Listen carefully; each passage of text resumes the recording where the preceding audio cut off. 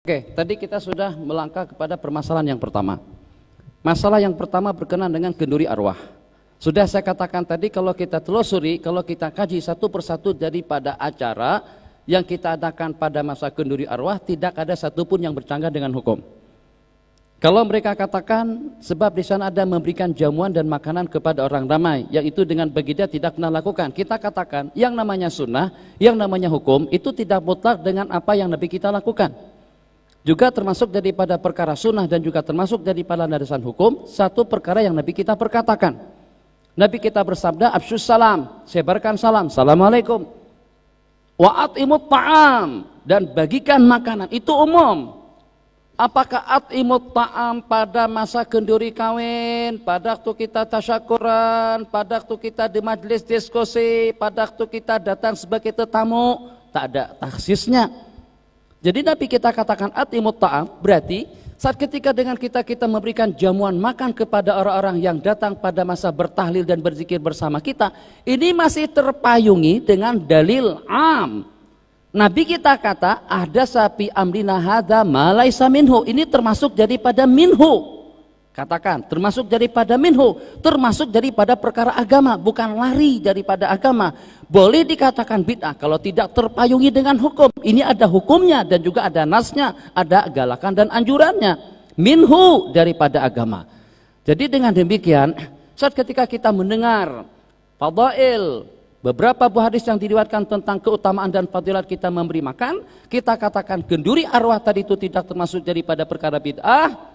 Kenapa? Sebab tujuannya tidak lebih daripada untuk bersilaturahmi, tidak lebih daripada bertoleransi, tidak lebih daripada untuk memberikan jamuan dan sedekah, tidak lebih daripada berkumpul untuk kita membaca Al-Quran dan juga untuk kita menzikirkan La ilaha illallah. Saya buka di dalam kitab Ar-Ruh Ibnul Qayyim. Rupa-rupanya, mohon maaf dengan bahasanya, rupa-rupanya puak-puak Wahabi di tempat kita tuh dengan Salafi di tempat kita ini lebih teruk daripada Wahabi yang pada zaman dahulu. Rujukan mereka kepada Imam Ibnul Qayyim. Ibnul Qayyim diantara daripada ulama yang membolehkan kita menghadiahkan Al-Quran kepada orang mati dan dikatakan sampai pahalanya. Buku-buku seperti dengan Ibnu Qudamah di dalam kitab Al-Mughni Ibnu Qudamah pun juga mengatakan pahalanya sampai kepada si mati. Bahkan di situ diriwayatkan dalam beberapa buah hadis disuruh kita membaca Yasin, Iqra'u ala mautakum Yasin. Menurut setengah ulama hadis itu kuat.